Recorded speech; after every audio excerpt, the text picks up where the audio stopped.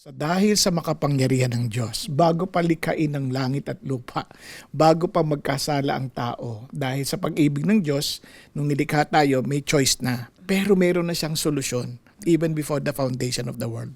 Yung solusyon na yun ay yung talagang ibibigay niyang kanyang buhay. Kaya nga, maging si Kristo sa kanyang sa katawang tao, sinabi niya rin yun na kung posible lang, ibang paraan. Pero meron na silang takdang paraan. Kaya ang sabi ng Biblia, without the shedding of blood, there is no remission of sin. Kaya kailangan niya talagang mamatay sa krus.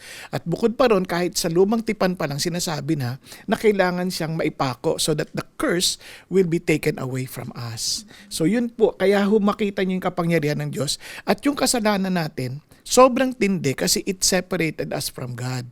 Kinuha ni Jesus yon. Kaya nga nung sinigaw niyang, my God, why hast thou forsaken me? Yan dapat ang sigaw ng bawat taong makasalanan sa impyerno. Na parang sa tindi nung kaparusa, Lord, bakit parang iniwan ka mo kami?